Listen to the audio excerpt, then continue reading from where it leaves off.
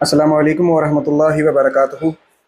सामीन हज़रात, हमने अक्सर देखा है कि देवबंदी और वहाबी जो हैं वो ऐसे ऐसे एतराज़ करते हैं जिससे मुसलमान के ईमान को ख़तरा हो जाता है। लिहाजा उसके ईमान को बचाने के लिए उलमा इकराम ने बहुत सी मेहनतें करी, बहुत सी किताबें आई, बहुत सी तकारीर मौजूद हैं। लेकिन उन सब में बेहतरीन किताबों में जब हम तज़किरा करते हैं तो उस किताब का नाम जाल हक है, जिसको हज़रत अल्लामा मुफ्ती अहमद यार ख़ान नईमी रहमतुल्लाह ताला अलैह ने तसनीफ़ फरमाया। इस किताब का आज हम रिव्यू करेंगे और ये जानेंगे कि इस किताब की खासियत क्या है और इस किताब को हमें क्यों पढ़ना चाहिए, क्यों अपने घरों में रखना चाहिए और इससे हम अपने ईमान की हिफाजत ईमान के लुटेरों से कैसे कर सकते हैं। तो जाल हक किताब लिखी है हज़रत अल्लामा मुफ्ती अहमद यार ख़ान नईमी रहमतुल्लाह ताला अलैह ने। उर्दू में ये किताब मौजूद है और इसी का अब हिंदी तर्जुमा भी मिलता है। अगर किसी शख्स को हिंदी तर्जुमा चाहिए तो वो भी ले सकता है। इस किताब को यानी कि जाल हक को फ़िरक़ा बातिला के रद्द में हज़रत अल्लामा मुफ्ती अहमद यार ख़ान नईमी रहमतुल्लाह ताला अलैह ने तसनीफ़ फरमाया। इसके अंदर आपने दो हिस्से फरमाए।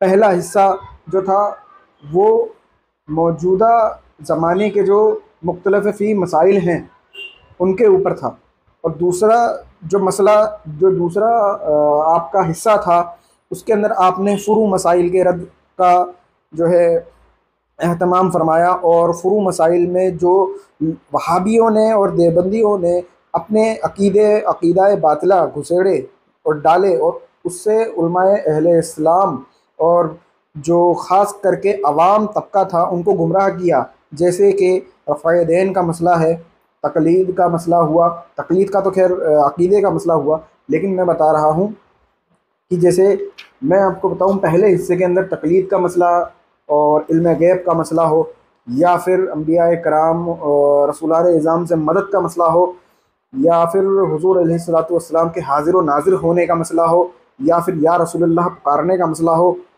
या फिर बिदअत का मसला हो, या मिलाद शरीफ मनाने का मसला हो, या फ़ातिहा तीजा 40वां 10वां मनाने का मसला हो, या फिर तक़सीम शिरनी का मसला हो, या नज़र औलिया का मसला हो, या मज़ारात पर फूल चढ़ाने का मसला हो, उन मज़ारात पर गुम्बद शरीफ बनाने का मसला हो, या पक्की मज़ार बनाने का मसला हो, या दुआ बाद नमाज जनाजा का मसला हो, या फिर सूरह फातिहा पढ़ने का मसला हो, या रमज़ान शरीफ में ख़त्म कुरान पर चिरागा का मसला हो, अज़ान कहने के जो मसाइल हैं उनका हो, या कब्र का तवाफ़ हो, या मुआनका हो। इन सब के मसाइल का जवाब आपने इसमें तहरीर फरमाया है। फ़ुरू में भी आपने इस किताब के अंदर झंडे गाड़ दिए हैं। वो कौन से मसले हैं? वो मसले हैं तबर्रुकात का मसला, शिरनी का मसला, हिलाए शरई का मसला, जनाजे के सामने कहाँ जनाजा पढ़ा जाए उसका मसला, क़ज़ाए उम्री का मसला, अज़ान में अंगूठे चूमने का मसला, जुमा पढ़ने का मसला, और फिर उसके बाद 20 रकात तरावी का मसला हुआ। इसके बाद शबीना का मसला हुआ। ऐसे ही करके बहुत से मसाइल हैं कि बाद नमाज़ें पहले सुन्नत पढ़ी जाएंगी फ़जर में या फ़र्ज़ पढ़ा जाएगा उसका मसला हो, या फिर आमीन बिल जहर का मसला हो, या फ़ातिहा खल्फ़ल इमाम का मसला हो।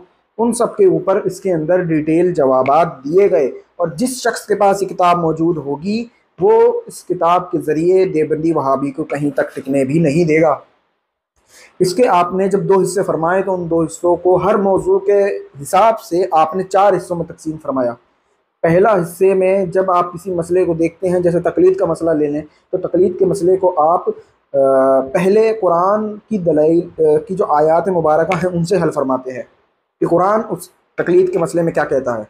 उसके बाद दूसरा हिस्सा आपने अहादीस का फरमाया कि अहादीस क्या कहती हैं तक़लीद के बारे में। फिर तीसरा इजमाई उम्मत का, यानी कि तब से लेके अब तक के मुसलमान जो हैं उनका अकीदा क्या रहा तक़लीद के बारे में, उसको आप नकल फरमाते हैं। उसके बाद आप कयास के ज़रिए कि हमारी सोच और हमारे जो इस्लाम दीन फ़ितरत है, तो फ़ितरत हमारी क्या कहती है कि ये मसला कैसे होना चाहिए, उसका आपने चौथे में उसमें हिस्से में जवाब फरमाया। उसके बाद आपने एतराज़ात लिए, जो भी वहाबी देवबंदी एतराज़ात उस वक्त से अब तक करते आ रहे हैं, ज़्यादातर के जवाबात आपने इसमें दिए। ख़ुद ही वो सवाल कायम किए और उनका जवाबात बहुत ही अच्छे तरीके से, बहुत ही हवालाजात के तरीके से यहाँ पे मौजूद उन्होंने कराया और इसको बहुत ही अच्छी तरीके से हम लोगों के सामने पेश किया। लिहाजा ये किताब मैं मानता हूँ कि हर किसी सुन्नी के घर में होनी चाहिए। अपने बच्चों को इसकी तालीम ज़रूर दें, खुद भी इस किताब को ज़रूर पढ़ें। आगे आने वाले टाइम में ये फितना बहुत बढ़ने वाला है। जब वो सवाल करते थे आज भी वही सवाल करते हैं और जवाबात भी इनके हमारे उलमा इकराम दे गए हैं। तो इस किताब के रिव्यू में मैं आपको यही कहना चाहूँगा कि सबसे बेहतरीन किताबों में से ये किताब मौजूद है जो कि वहाबी देवबंदियों को भगाने के लिए काफ़ी है। इस किताब को आप ज़रूर पढ़ें, हिंदी और उर्दू दोनों में मौजूद है। अगर आप चाहते हैं इस किताब को परचेज़ करना तो व्हाट्सएप का जो नंबर है वो हमने अपने इस वीडियो के डिस्क्रिप्शन में दे दिया है। आप चाहें तो वहाँ से आप व्हाट्सएप पे कांटेक्ट करके इस किताब को अपने घर बैठे मंगवा सकते हैं। अस्सलाम वालेकुम व रहमतुल्लाहि व बरकातुहू।